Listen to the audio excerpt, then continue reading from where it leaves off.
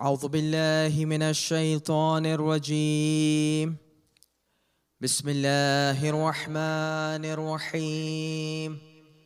الحمد لله رب العالمين، والصلاة والسلام على أشرف الأنبياء والمرسلين، سيدنا ومولانا أبي القاسم محمد.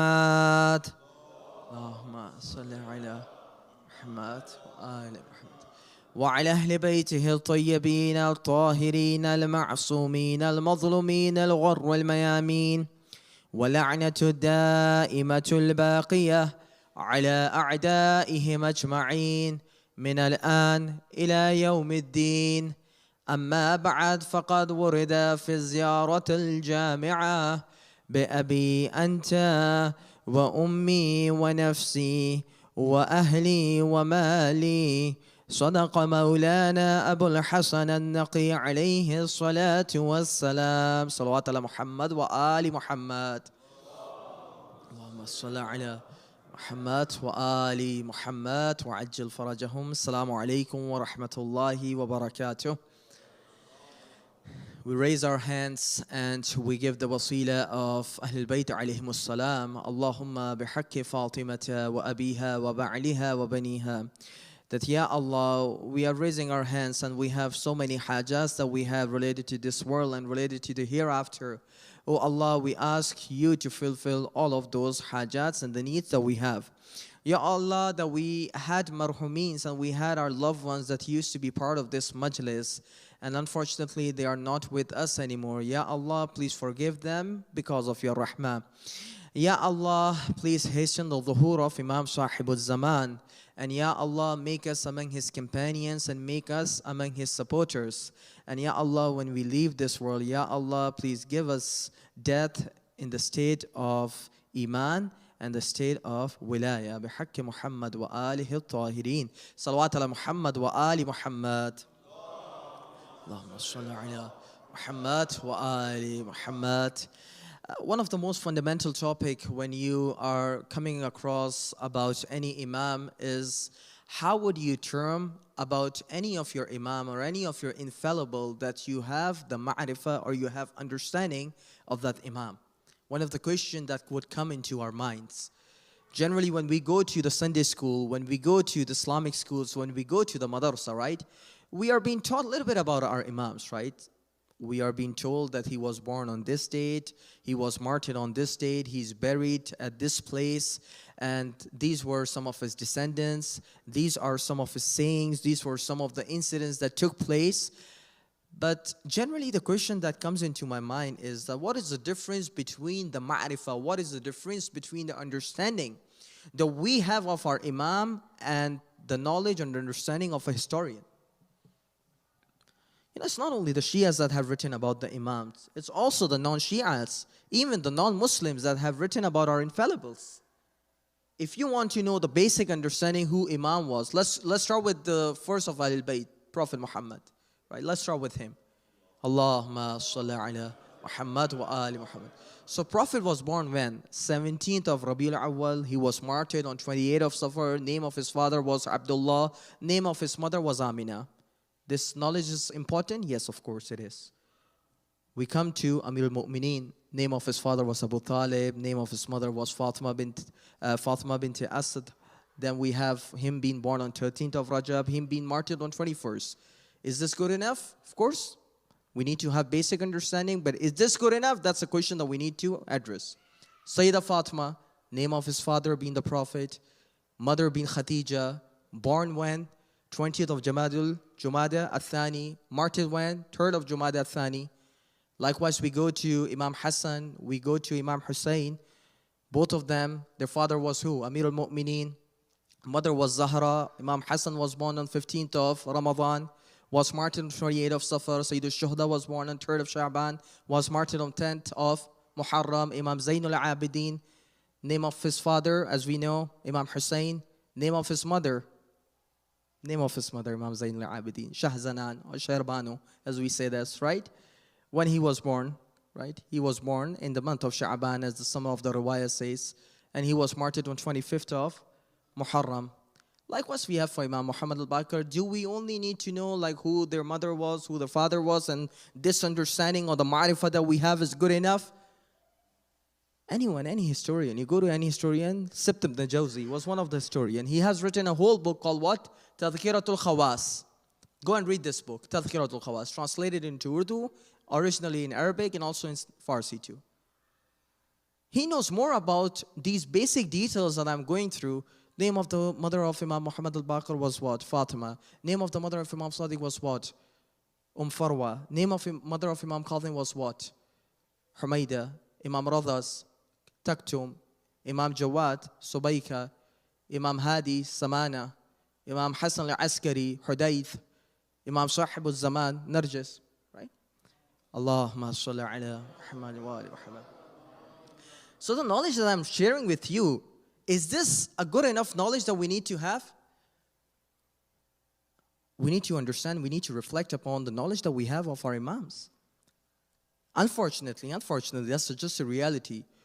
When the wilada or the shahada of any Imam comes in, we don't talk about him as an Imam more, and we talk about like little bit like details that are important, but that might not be the most important things. How does Imam wants to us? What does Imam wants from us? And which understanding is Imam looking for?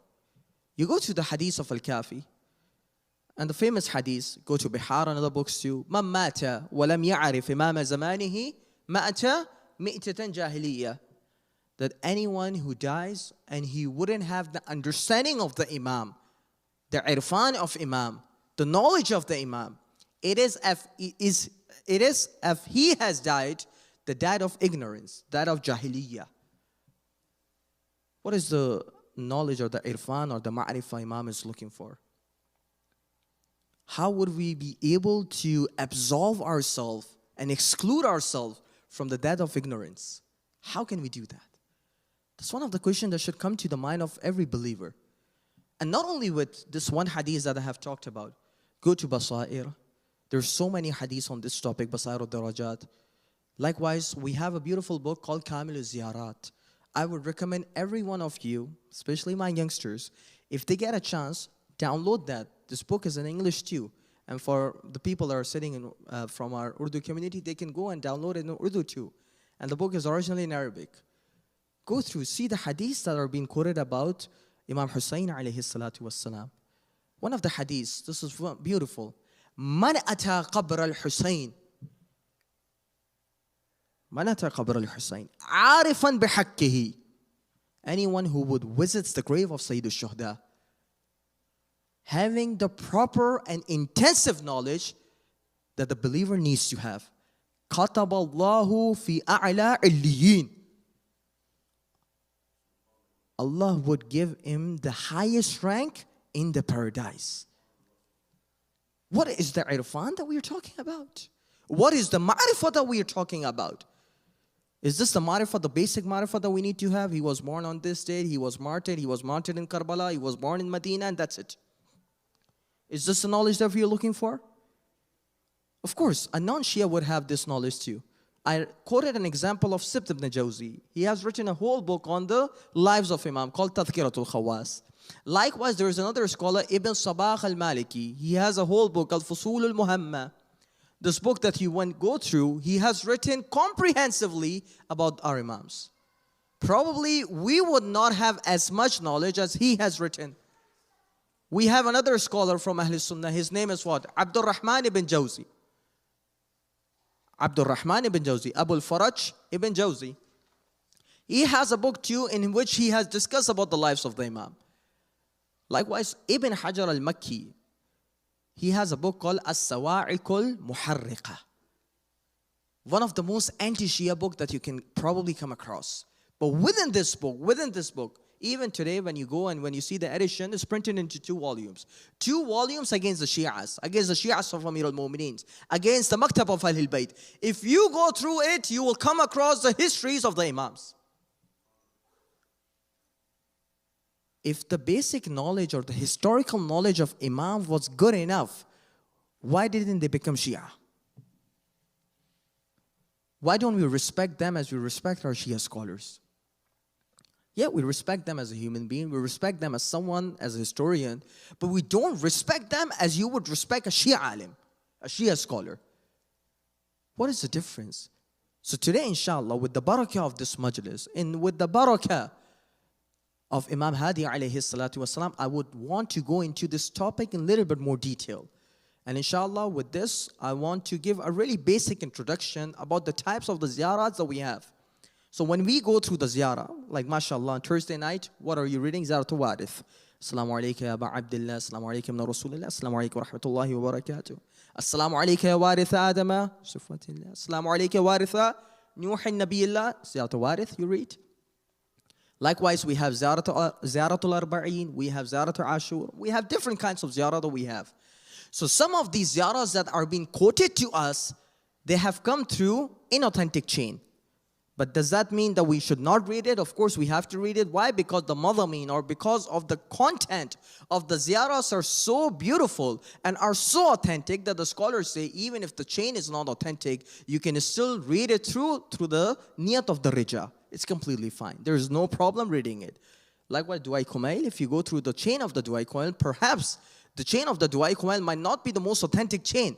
But the scholars have said the content of Du'ai Kumail is so beautiful that it could only have been said by someone like Amirul Mu'mineen. Do you see the point? So there's a chain and there's a content. If someone would come across the discussion that we had last week, in which I went through the chain a little bit, right? I want to reconnect it. So there are some ziyarahs that are quoted to us through inauthentic chain, but the content of it is really authentic and we go through it. But there are some ziyarahs that have been quoted to us through authentic chains. So we have no doubt about their authenticity. We have no doubt that this is quoted from the Imam and these are the words of Imam. And some of the ziyarahs within those are those that are for a specific Imam. Ziyarat Ashur is for whom? For Imam Hussein alayhi salatu wassalam. Ibn Qaliway has quoted in Kamil Ziyarat. Likewise, other scholars too. Ziyaratul Warith for Imam Hussein. Ziyaratul Arba'een for Imam Hussein. Right? Ziyarat on the day of Ghadir for Amir al-Mu'mineen. Ziyarat that you recite on the day of Saturday that you recite the ziyarah of the Prophet, for Prophet only. So there are some ziyarahs that you have only for the specific Masumeen. And that is really understandable. Because when you are going to give your salutations, when you are going to give your salams to them, you need to have a certain etiquette when you're addressing them. Are we clear on that, right? But there are some ziyarahs that we have that are mutlaq, ziyaratul mutlaqa. That you can read it not only for one Imam, you can read it for all 14. Whenever you would go to their grave, you can read for either one of them. One of those ziyarats is what? Ziyarat Aminullah. Have you come across when we go to the shrine of Amir al-Mu'mineen? So there's a ziyarat that we have, which is Ziyarat Aminullah, right? Ziyarat Aminullah is not only for Amir al-Mu'mineen. If you change some of the content, it can be recited for any Imam. Right? So it's called what? Ziyaratul Mutlaq. You go to the shrine of Aba Abdullah, you can recite Ziyarat Aminullah there. You go to the shrine of Imam Kazim in Kazimain, you can recite that. You visiting Samarra, you can recite that. You visiting Baqi', you can recite that. So now we have some context. There are some ziyarah that are for all Imams. And one of those ziyarahs that we have for all Imams is Ziyaratul Jami'ah. And I cannot emphasize on the authenticity and on the importance of the ziyarah as much as I could. The ziyarah, Sheikh Suduq has quoted in his book, Malla Yahzuruhul Faqih. As we all know, we have 4 primary books through which we deduct our ruling. Not only 4 books, we have a lot of books that we can go through, but 4 books that we have. Likewise, for our Sunni brothers, they have Sihah Sitta, they have Kutub Sitta, 6 important books. For us, we have 4 most important books. Al-Kafi, Tahdhib al-Ahkam, Al-Istibsar, and the 4th book is by Sheikh Suduq, Malla Yahzuruhul Faqih. Beautiful book. In Malla Yahzuruhul Faqih, there's a narrator that comes and talks to Imam Hadi. This is the barakah of Imam Hadi. Imam Hadi, when was he born? In 214 Hijrah. 214 Hijrah on 5th of Rajab. He came in and he left this world in 255 Hijrah, 3rd of Rajab, inshallah. So these 2 dates are completely exclusive for Imam Hadi. And there's some riwayah that says he was born on 1st of Rajab. Without any going into those details, One of the barakah, as we say in Urdu, tabarruk, right? One of the tabarruk that Imam Hadi has given to you is when you want to visit any Imam, if you would want to recite one ziyarah that would apply to any of the infallible, it is the ziyarah of Ziyaratul Jami'ah. What does the narrator say? He says, Yabna Rasulillah. Teach me something. أقوله كاملا بليغا إذا زرت واحدا منكم. That, oh, the son of the Prophet, can you teach me one ziyarah that if I want to recite for any one of you, that would be sufficient. This is the way the ziyarah starts. And then Imam says, yes, I'm going to teach you some words that when you go and when you visit someone, recite these words. And what were those words? Those were the words that Imam has taught to us, so that when we go through the ziyarah, we can use it every time. Zaratul Jami' al-Kabira. One of the discussion that we generally have, and that discussion is of primary importance, the Maulana, why are you talking about the fadail of Ahlul Bayt too much? We can talk about some other topics too. And of course, those are important. Why? Because if it comes to the akhlaq, we would want to talk about the akhlaq of Ahlul Bayt too. If it comes to the other science of knowledge, we want to talk about why? Because they're related to Ahlul Bayt too. But one of the most important things that distinguish between an Imam and the other people are the social merits or the spiritual merits that Allah has given to them. What are some of the social merits and the spiritual merits that are being given to them exclusively? When I say social merits, it defines about the spirituality or the wilayah that they have in matters of the jurisprudence. That's called what? Wilayatul Tashri'iyya. And then there is some spiritual merits that Allah has given to His chosen people. That's called what? Wilayatul Takwiniyya. Are we clear about that? So inshallah, we're going to talk a little bit about it. Why is it so important to talk on these things? One of the riwayah that I want to quote, and inshallah with this, I'm going to move forward. One day, and the riwayah is not from a Shia chain. The riwayah is coming from a non-Shia chain. It says, one day, Prophet took Sayyida Zahra Salamullah alayha with her hand. And then Prophet brought forward Sayyida Zahra and says, Man arafaha faqad arafaha wa man lam ya'rifha.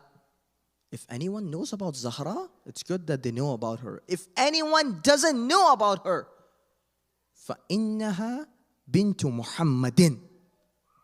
She's the daughter of Prophet Muhammad. Now, if we go through some of the basic things that are taught to us, some of the historical things, that should have been sufficient. But Prophet says, no, it's not sufficient. فهي بنت محمد وهي بضعة مني وهي قلبي وهي روح التي بين جنبي. That she is my soul, she is my heart, and she is someone who resides within me. Subhanallah. وهي روح التي بين جنبي. من آذاها فقد آذاني وَمَنْ آذَانِي فَقَدْ آذَى اللَّهِ. Anyone who displeases her, it is as if he has displeases me. And anyone who would displease me, it is as if he has displeased Allah Almighty. So do you get my point? What kind of ma'rifah are we talking about? We're not talking about the basic ma'rifah, that Imam was born in Medina, Imam was martyred in Samarra, Imam went to Samarra of this age. These were some of the tyrannical rulers that were ruling at that time. Yeah, these knowledge or these paragraphs are important for us to know the historical details of the Imam. But as much as those things are important, we also need to have the right irfan and right understanding about the concept of the imamah that Imam wants to teach us. What is the difference that would make Imam distinguishable from another tyrannical ruler? It is not these basic knowledge. It is the spiritual status that Allah has given to him. That's why one of the passages that I want to emphasize, and with this I would try to connect with Imam Hadi alayhi salatu wassalam. one point of time when he was mentioning about the merits of Ahlul Bayt. I want all of you, or everyone, my sisters and my brothers that are sitting in this majlis, I want everyone to concentrate here. And with this, I'll change my gear a little bit and I'll go to a little bit towards the Urdu part too. Because I was being told that if I can read both English and Urdu, inshallah. One of the things for my English brothers and sisters that are sitting here, I want all of you to take this tabarruk, this barakah, and inshallah that would be sufficient for us for this night. Imam is saying that when you are addressing your Imam, when you're addressing your Hujjah, when you're addressing the infallible, how would you do? Bi-abi antum, wa nafsi, wa mali, wa ahli. That, oh, the Ahlul Bayt, may I be ransom to you. May my father be ransom to you. May my mother be ransom to you. May my all belongings be ransom to you. And may my whole family be ransom to you. Man arada Allah bada'a bikum. If anyone wants to go through the spiritual journey of finding Allah Almighty, if they would want to go through, they can only go through your wasila. وَمَنْ وَحَدَهُ قَبِلَ عَنْكُمْ. And if someone wants to follow and someone wants to understand the oneness of Allah, they can only do is if they follow the instructions that you have given. وَمَنْ قَصَدَهُ تَوَجَّهَ إِلَيْكُمْ. And if anyone wants to intensively serve Allah Almighty, they can only do so if they go through your intercession. And then the pinnacle points comes in. موالي لا أحصي ثناءكم ولا أبلغ مدحك من القدر مدحكم ومن الوصف قدركم. That Maulana, that oh my Mawla, I could never fathom the merits that Allah has given, and I cannot completely understand the things that Allah has bestowed to you, Allah has gifted you. And then the wording continues, and see the wordings that Imam is using for Ahlul Bayt alayhimus salam. What does his Antum Nurul Akhyar? If there is anyone who is light for all the virtuous people, it is Ahlul Bayt alayhimus salam. Wa antum hujajul abrar, wa antum hujajul jabbar. And if anyone is the proof of Allah Almighty onto all the creation, it is Ahlul Bayt alayhimus salam. Bikum fatah Allah. If Allah wants to start anything in terms of His creation, in terms of anything, Allah would always start with you. وَبِكُمْ يَخْتِمُ اللَّهِ. And if Allah wants to conclude, and if Allah wants to add anything, Allah would always conclude with you, O Ahlul Bayt. وَبِكُمْ يُنَزِّلُ الْغَيْثِ. If Allah wants to make us available the rainwater, Allah would only do with you. وَبِكُمْ يُمْسِكُ السَّمَاءَ أَن تَكَعَ عَلَى الْأَرْضِ إِلَّا بِإِذْنِهِ. If Allah is withholding skies, that it comes all the way to the ground. If there is a wasila that Allah is withholding it, it is you, O Ahlul Bayt. وَبِكُمْ يَكْشِفُ الضُّرِّ وَبِكُمْ يُنَفِّسُ الْهَمَّ. If you want to get over your hardship, then O Ahlul Bayt, you are the only intercession. And if we have to go over our agony, O Ahlul Bayt, you are the only people through which we can go through. See, Ahlul Bayt, these are the spiritual merits that Allah has given to Ahlul Bayt alayhimus salam. What does Allah want us to understand? These are not normal creatures when you're dealing with them. You need to have a little bit about their status. Who are you referring to? Who are you talking to? Imagine if you're reading Zarat Ashur one day, Zaratul Arba'in, you're reading one day. And imagine if Imam actually walks in. What would be the first thought that would come into your mind? What would be your spiritual condition of that time? How would you react when Imam is coming in front of you? Ahlul Bayt alayhimus salam wants to teach you that don't think when you're addressing them from Canada, when you're trying to give your salams and ziyarah from here, it is as if like you're trying to leave a message and someone would take that message. You are trying to address them directly. They can listen from you in Karbala, and they can listen from you, and they can listen whatever you're saying from Toronto too, from London too. from Calgary to. The distance doesn't matter to them. Why? Because they are the proofs of Allah Almighty onto the creation. If someone is a proof of Allah Almighty on this creation, they have the ability to hear from outside. They have the ability to answer you from far. This is what we need to understand. We need to reflect. One thing, one incident that of Imam Hadi alayhi salatu wasalam that really attracts me. Mutawakkil, la'natullahi alayhi. Mashallah, everyone was of a different level. Everyone was tyrant. Mashallah, if you go across people that have hatred of Ahlul Bayt, and if you want to name some of the top ones, so Mutawakkil would be one of the top people that have special hatred for Ahlul Bayt. Mutawakkil was someone who was responsible for trying to damage the grave of Abu Abdullah 4 times. 4 times. He tried all his best to destroy the grave of Hussein. Not 1 time, not 2 times, not 3 times, 4 times. And he was someone who would proclaim himself as a Nasubi, as someone who had hatred for Ahlul Bayt openly. People like Mamun. Mamun had hatred of Ahlul Bayt too. But in open, he would always claim love of Ahlul Bayt in front of the people. But deep down, he would have disrespect for Ahlul Bayt alayhimus salam. But with Mutawakkil, there was no taqiyya, there was no hypocrisy, there was nothing like this. He was really open about his views. And he was really open about his hatred to Imam Hadi alayhi salatu wassalam.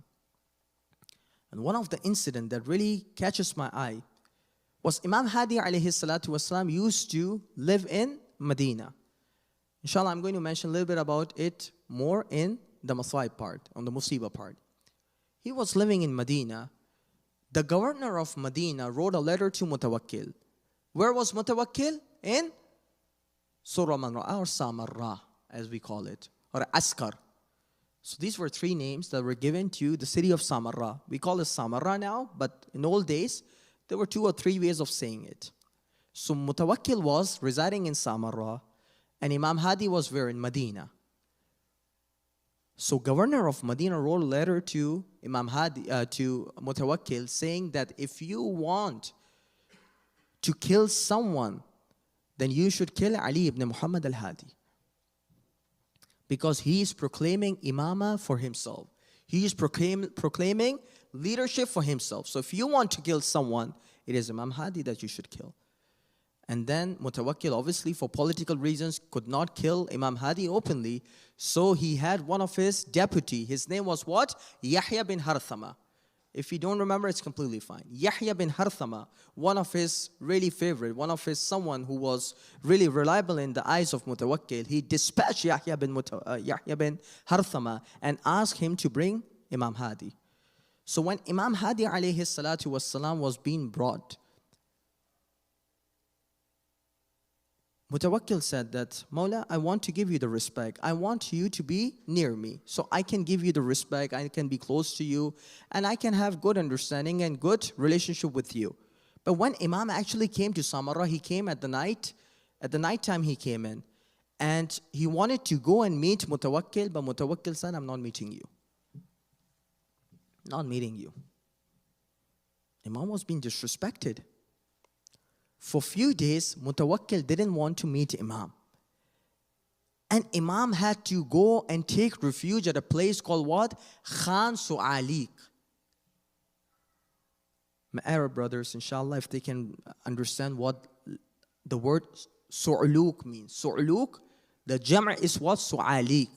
Su'luk is someone who is of ill character, someone who is really poor, someone who is like a faqir, someone who is doing something really negative, using alcohol or doing something like this. That person is called what? Su'luk. Even Sahih Muslim says that when Muawiyah wanted to send one of the proposal for a woman, the woman came to Imam, the woman came to the Prophet, and she said that I have Muawiyah giving me the proposal for the marriage. What do you think about it? Imam said, as for the Muawiyah, he is Su'luk. someone who is of ill character. So there was a place in Samarra that used to be called what? Khan Su'alik. I want everyone to concentrate here. Something that we can connect through history and something that we can connect with the spiritual merit of the Imam too. Imam was being forced to be there. Khan means a place to reside. Khan Su'alik, a place where all these kind of beggars, all these kind of people that had ill character, that used to sit and that used to reside and that used to sleep at night. Imagine someone like Imam Hadi being forced to go to Khan Su'alik.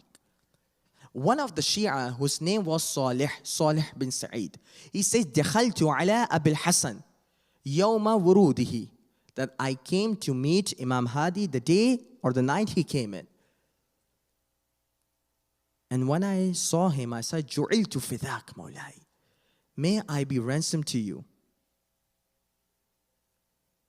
كلما أرادوا أطفأ نورك وتقصير بك. That Mawla, my master, they're always trying to debase you. They're always trying to degrade you. And now they have put you in the worst of the place that's called Khan Su'alik. A place that's for beggars, a place that is for illiterate people, a place that is for the negative people. Mawla, they have forced you to be in this place. Mawla says, Ha huna yabna Sa'ida. Come here, come here. Oh, the son of Sa'id, I want you to see something. ثُمَّ أَوْمَهَا بِيَدِهِ. Then he pointed towards the direction within that place. And Salih said, the person who's the Shia of Ahl-Bayt alayhimus salam, he said that as soon as Imam directed me to a place, I see that that place was full of gardens of the paradise where the water was flowing. And when there were people that were resembling like pearls that were serving the people surrounding and sitting there. Then Imam says that, Yabna Sa'id, lasna bi Khan Su'alik. That, oh, Ibn Sa'id, don't look at the place that you are sitting by just looking through your naked eyes. We are not sitting at Khan Su'alik because I am here, because I am the Hujjat of Allah. Allah has made it as a piece of paradise. So imagine the spiritual status that Imam had. Khuda ne kya qudrat di thi? I'm going to change my mood a little bit, inshallah, towards Urdu. Kya Khudawand Muta'al ne इमाम को विलायत दी थी, जहां इमाम आ जाए वही जन्नत का टुकड़ा है. हमें वो बहुत ही बुरी जगह लग रही हो, बहुत ही गंदी जगह लग रही हो, भाई कोई तो वजह होगी कि इमाम कहाँ बैठा करता था. और जब पूछा जाता था कि आप अंदर क्यों नहीं जाते, तो कहते थे इतने मलाइका इधर मौजूद हैं, इतने मलाइका हैं, तुम्हारी आंखें नहीं देख रही, मेरी आंखें देख रही हैं कितने मलाइका मौजूद. क्या ये एक वाकया हुआ था इमाम के साथ? एक और वाकया है, मैं आप लोग की खिदमत में पेश करना चाहता हूँ. पहले ज़माने में साहिर होते थे. साहिर वो होते थे जो जादू करते थे, और एक शोबदेबाज होते थे. शोबदेबाज उर्दू में लफ्ज़ आपने सुना है, बहुत बड़ा शोबदेबाज है. शोबदेबाज वो होता है जो हकीकत को बिल्कुल तब्दील कर दे.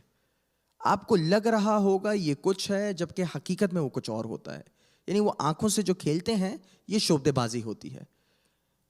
जब भी बड़े बड़े आप समझ लीजिए कि जो धोखा देने वाले हैं, उनको शोबदेबाज क्यों कहा जाता है? जाहिर में वो चीज़ों को बहुत अच्छा दिखा रहे होते हैं और बातिन में उन चीज़ों की हकीकत निहायत बुरी होती है. तवज्जो है. अल्लामा बहरानी, अच्छे जितने भी मैं वाक़यात नकल कर रहा हूँ, ये नकल कर रहा हूँ, किताब है मदीनतुल मुआजिज़, यानी मुआजिज़ात का शहर. उस किताब का नाम ही यही है, उर्दू में भी तर्जुमा है. इमाम हादी के तर्जुमे के अंदर उन्होंने कुछ मौज़ात इमाम हादी के नकल किए हैं. एक मौज़ा आपकी खिदमत में अर्ज़ करा, दूसरा मौज़ा आप लोग की खिदमत में अर्ज़ करना चाह रहा हूँ. एक शोबदेबाज आता है, वो भी हिंदी शोबदेबाज होता है, हिंदुस्तान का. अच्छा, हिंदुस्तान उस ज़माने में, ये आज का पूरा पाकिस्तान मिला लीजिए, हिंदुस्तान मिला लीजिए, हत्ता श्रीलंका वगैरह, पूरे जो नेपाल वगैरह, सबको हिंदुस्तान और हिंद कहा जाता था. और हिंदुस्तान के जो साहिर होते थे और हिंदुस्तान के जो शोबदेबाज और जादूगर होते थे, उनका कोई सानी नहीं होता था. उस ज़माने से हिंदुस्तान में सकाफ़त चलती हुई आ रही है. तो हिंदुस्तान का एक शोबदेबाज आता है और मुतवक्किल की दरख्वास्त पर आता है, और मुतवक्किल कहता है ज़रा इस शख्स को देख रहे हो, इसके साथ ज़रा कुछ करना. اچھا ہوتا یہ ہے کہ مولا کو بلایا جاتا ہے, اسی دسترخوان پر متوکل بھی کھا رہا ہے, مولا کو بلایا گیا ہے اور مولا سے کہا کہ آپ آ کے تھوڑی سی روٹی تناول فرمائیں. روٹی سامنے رکھی ہوئی ہے, روٹی کی طرف امام ہاتھ بڑھاتے ہیں, وہ ہندی شعبدے باز کچھ ایسے کرتوت کرتا ہے کہ وہ روٹی ایک دم سے اٹھ کے کبھی سیدھے ہاتھ پہ ہو جاتی, کبھی الٹے ہاتھ, کبھی آگے ہو جاتی. ایک دفعہ ہوا, 2 دفعہ ہوا. روایت کی جملے ہے فَتَضَاحَكَ النَّاسِ, جو لوگ بیٹھے ہوئے ہوتے ہیں نا وہ ہنسنے لگتے ہیں. یعنی ہنسنا وہ والا ہوتا ہے نا, اپنے چہرے کو چھپا کر ہنسنا. ایک ہوتا ہے کہکہا, عربی میں بھی کہکہا کہا جاتا ہے, یعنی زور زور سے ایسے کوئی ہنستا ہے, نہیں اپنا منہ چھپا کے ہنسنا. اگر بات امام کی ہوتی امام چھوڑ دیتے. بات آ گئی امامت پر, بات آ گئی ولایت تکوینی پر, بات آ گئی سمجھ میں. وہاں پر روایت کے جملے یہ ہیں فَكَانَتْ فِي الْمَسْتُورَةِ اسدن. ایک کارپیٹ ہوتا ہے, ایک مستورہ ہوتا ہے. مستورہ یعنی کارپیٹ کہہ لیجئے یا اس کو ایک کپڑے کا ٹکڑا کہہ لیجئے جو لوگوں کے درمیان حائل کرنے کے لیے کھڑا کیا جاتا ہے. اس پر ایک شیر کی تصویر ہوتی ہے. فَضَرَبَ الْإِمَامُ بِيَدِهِ عَلَى الْأَسَدِ فَقَالَ خُذْهَا. امام ایک دفعہ اس تصویر پر اپنے ہاتھ کو پھیرتے ہیں اور شاید بے زبانی میں کہتے ہوں گے تیری حجت کی توہین ہو رہی ہے, جا اور اس کو کھا کے آ جا.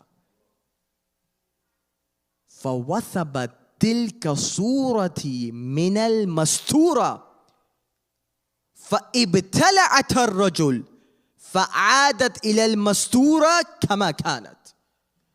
روایت کے جملے یہ ہیں کہ وہ شیر نکلتا ہے اس تصویر میں سے اور اس تصویر سے نکل کے اس شعبدے باز کو پورا کھاتا ہے, اور کھانے کے بعد جب پورا کھا لیتا ہے تو بالکل دوبارہ اسی کارپیٹ میں یا اسی مستورے میں واپس آ جاتا ہے. توجہ کیا آپ نے؟ جب یہ سارا معاملات ہو جاتے ہیں فَتَحَيَّرَ النَّاسِ, جو لوگ بیٹھے ہوتے ہیں وہ ایک دم سے دم بخود ہو جاتے ہیں, یہ ہوا کیا ہے؟ اور وہیں پر متوکل بیٹھا ہوتا ہے, کہتا ہے اسألک باللہ, خدا کے لیے ایک سوال کرتا ہوں, اللہ جلست ورددتہ, میں آپ سے درخواست کرتا ہوں آپ کہیں جائیے نہیں, آپ دوبارہ بیٹھ جائیے اور اس شخص کو واپس سے زندہ کر دیجئے. تو امام کہتے ہیں لا یرا بعدا, یہ کبھی دیکھا نہیں جائے گا. اتسلط اعداء اللہ علی اولیاء اللہ, کیا تم دشمنان خدا کو خدا کے چاہنے والوں پر مسلط کرنا چاہتے ہو متوکل؟ وہ کہتے ہیں خدا کی قسم یہ بعد میں کبھی نظر نہیں آئے گا. یہ ایک واقعہ امام ہادی کے ساتھ ہوا ہے, ایک واقعہ امام صادق کے ساتھ. بالکل وقت کا خلیفہ یہی کرتا ہے.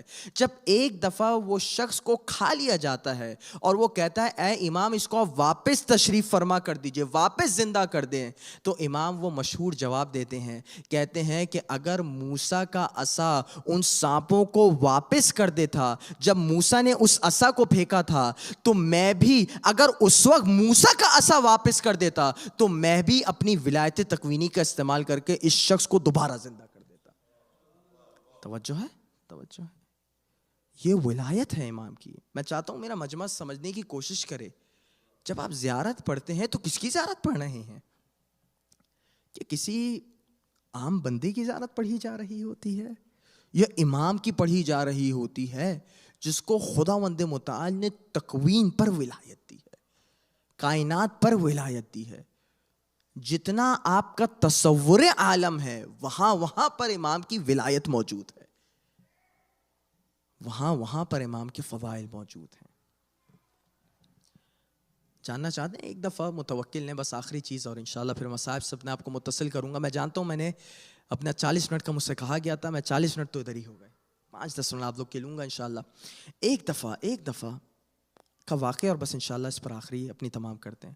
متوکل آتا ہے اور متوکل کے پاس اس زمانے میں پاکستان کے حالات آپ لوگ سب جانتے ہیں. پاکستان میں ایک حکومت ہے ظاہری اور ایک حکومت ہے جو چل رہی ہوتی ہے, اصل سمجھ گئے, چلنے والی حکومت جس کو ہم لوگ کیا کہا جاتا ہے, اسٹیبلشمنٹ. آگے بات ماشاءاللہ جو پاکستان کی سیاست پر نظر رکھتے ہیں ان کو لفظ اسٹیبلشمنٹ فوراً سمجھ آ جائے گا. تو اس زمانے میں متوکل حاکم تھا اور اسٹیبلشمنٹ میں ترکی فوج کے یعنی ترک نسل کے لوگ موجود ہوا کرتے تھے. تو ایک دفعہ وہ امام ہادی کو دکھانا چاہتا ہے کہ وہ کتنا قوی ہے اور کتنا زیادہ اس کے پاس فوج موجود ہے. امام ہادی کو بلاتا ہے اور کہتا ہے کہ میں آپ کو پوری فوج دکھاؤں گا جو میرے پاس موجود ہے. ساری فوج کو حکم دیتا ہے. ایک روایت کے مطابق 90,000 فوج میں لوگ موجود ہوتے ہیں. کہتے ہیں کہ سب کے سب اسلحے سے لیس, سب کے سب اپنی زرہ کو پہنے ہوئے, یہاں پر جا کر امام کے سامنے ایک ایک کر کے آتے جانا تاکہ میں امام کو بتا سکوں کہ میرے پاس فوج کتنی ہے. واضح ہو گیا آپ کے پاس؟ جب وہ یہ ساری کاروائی کرتا ہے تو کاروائی کرنے کے بعد امام کو ڈرانا چاہتا ہے کہ کبھی یہ گمان مت کرنا, متوکل اپنی بے زبانی میں کہنا چاہتا ہے, کبھی گمان مت کرنا کہ تم میرے خلاف کچھ کر بھی سکتے ہو, میرے بال کو بھی بھیگا نہیں کر سکتے. کہتے ہیں امام کہتے ہیں کہ تو نے اپنا کام کر لیا. حل اعرض علیک عسکری, کیا میں اپنی فوج اب تجھے دکھاؤں؟ بھائی تو نے تو اپنی فوج دکھا لی, یہ تیری فوج ہے, میں اپنی فوج دکھاؤں تجھے؟ وہ بھی کسی نشے میں ہوگا یا کیا ہوگا, اس نے کہا ہاں ہاں, فقال نعم, بالکل بالکل دکھائیے. فدعا الامام علیہ السلام, ایک دفعہ امام اپنے ہاتھوں کو بلند کر کے دعا کرتے ہوں گے. جب دعا کی امام نے تو روایت کے جملے ہیں فَإِذَا بَيْنَ السَّمَاءِ وَالْأَرْضِ وَبَيْنَ الْمَشْرِقِ وَالْمَغْرِبِ مَلَائِكًا يَدُجُّجُونَ, کہ آسمان سے لے کے زمین تک, مشرق سے لے کے مغرب تک اتنے سارے ملائکہ تھے جو سب کے سب اسلحے سے لیس تھے. روایت کے جملے ہیں فَغُشِيَ عَلَيْهِ الْمُتَوَكِّلِ, متوکل جب اس چیز کو دیکھتا ہے تو بے ہوش ہو جاتا ہے. فَلَمَّا أَفَاقَ, اور جب ایک دفعہ واپس اس کی آنکھ کھلتی ہے تو امام کہتے ہیں نَحْنُ لَا نُنَاقِشُ فِي دُنْيَاكُمْ, دیکھو جہاں تک دنیاوی معاملات ہیں, یہ دنیاوی جا اور مال ہے, ہم اس میں تیرا مقابلہ کرنا نہیں چاہتے. نحن مشغولون بالآخرۃ عن الدنیا, ہماری مثال وہ ہے جن کا سارا ہم و غم آخرت ہے, دنیا ہمارا ہم و غم نہیں. بھائی یہی تو وجہ ہے کہ جب کہتے ہیں کہ علی تو مظہر العجائب تھے, علی کے پاس ولایت تھی, بھائی اپنے دشمنوں کے خلاف ملائکہ کو کیوں حکم نہ دیا کہ سقیفہ والوں پر پتھر برسا دیتے؟ سوال کیا جاتا ہے نا, تو جواب میں صرف یہ کہا جائے گا کہ ولایت تکوینی کا اظہار فقط اس وقت کیا جاتا ہے جب امامت کا اس بات مقصود ہو. جن کے سامنے امامت بتائی گئی ہو, جن کو ساری چیزیں ان کے سامنے حقائق ہوں, اس کے باوجود وہ امام کی مخالفت میں آئیں, تو وہاں ولایت کا استعمال نہیں کیا جاتا, وہاں کردار کا استعمال کیا جاتا ہے. So when you reflect upon it honestly, how much respect Allah Almighty has given to His beloved people. How much respect Allah has given.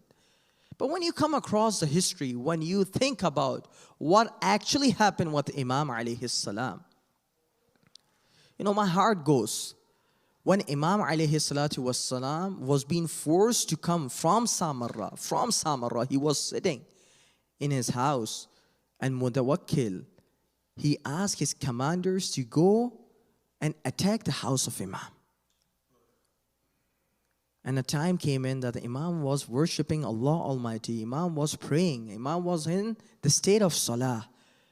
The commanders came in. The army came in. They wanted to attack Imam Hadi alayhi salatu wassalam. As soon as they went inside, they were thinking that Imam would have tremendous amount of weapons. Imam would have so many people residing within the house that wanted to revoke against Mutawakkil. But when they came into house, they couldn't find anything, but they only find Mus'haf in the house, the Quran in the house. And Imam was being forcibly taken. Imam was not given permission to even put Imama on his top. Imam was not even given permission to put Rida on his top. Imam was being forced, and he came all the way from his house in Samarra to the courtyard of the Mutawakkil. Now, when I reflect upon this incident, my heart goes to Karbala. Then, Mawla, when you were being attacked, of course you would have sisters residing there too. Of course you would have your own people residing within it too. But my heart goes to Karbala. Then, Mawla, when people were leaving Medina, when the Qafla of Hussein was leaving Medina, Darbandi has mentioned in his book Israr al-Shahadat that when Imam was leaving Medina, a time came in. Then when Layla was leaving, Ali al-Akbar came forward. When Farwa was leaving, Qasim came forward. And a time came in when Zainab was leaving, Hussein stood up, Abbas came forward. Both of them wanted to help Sayyida Zainab to go over her horse.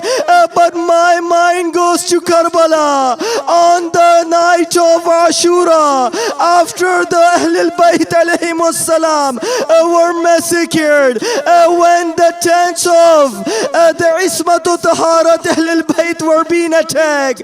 All the babies, all the women of Ahlul Bayt, they went from one tent to another, from second tent to another, and each and every tent was being burned forward. Mawla, when you were leaving, at least you have Imam Hassan al-Askari present there and not being ill. But Mawla, when the attack happened onto the tents of Hussein, Imam Zainul Abidin was laying down with profuse illness, and then Humayd saw a baby going into the tent and then coming back. He thought perhaps she has something really important left in the tent.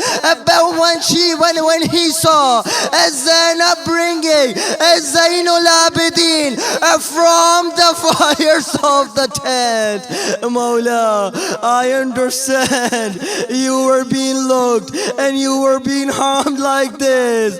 Mawla, मैं जानता हूँ कि मदीने से भी जब आपको लेकर जाया जा रहा था, रिवायत के जुमले ये हैं कि ऐसा गिरिया मदीने में नहीं देखा गया था जब इमाम हादी को जबरदस्ती लेकर जाया जा रहा था. शायद बनु हाशिम की खवातीन मातम कर रही हो, गिरिया कर रही हो. हाँ, ये भी एक रुखसत थी और एक रुखसत हुसैन की खैमे से थी. भाई जब खैमे से जा रहे होते हैं, पीछे अपनी बहन को आता हुआ देखते हैं, ए बहन ज़ैनब क्या कोई खास बात है? हाँ भैया, एक वसीयत पर अमल करनी थी. माँ जब जा रही थी एक वसीयत दे के गई थी कि बेटा जब देखना हुसैन अपने आखिरी सफर पर जा रहे हो तो मेरी तरफ से हुसैन के सीने का बोसा लेना और गर्दन का बोसा लेना. भाई हुसैन पूछते हैं, ए बहन ज़ैनब इसकी वजह क्या थी?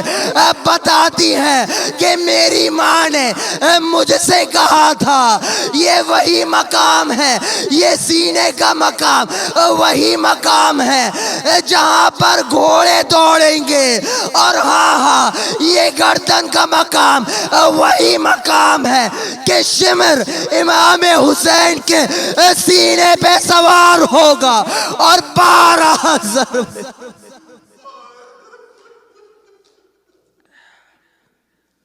سيعلم الذين ظلموا أي منقلب ينقلبون. خداوند متعال ہماری تمام حاجات کو اپنی بارگاہ میں قبول فرما. خداوند متعال ہم سب کا خاتمہ بالایمان اور خاتمہ بالخیر فرما. خداوند متعال ہم اپنی بہت ساری حاجات تیری بارگاہ میں لے کے آئے ہیں. خداوند متعال ان سب کی حاجات اور سب متعلقین کی تمام حوائج کو اپنی بارگاہ میں قبول فرما. خداوند متعال ہمارے اس چھوٹے سے پرسے کو اپنی بارگاہ میں قبول فرما اور اس طریقے سے قبول فرما کہ جب ہمارا وقت کا امام ہماری اس عبادت کو دیکھے تو وہ ہماری اس عبادت پر ناز کرے.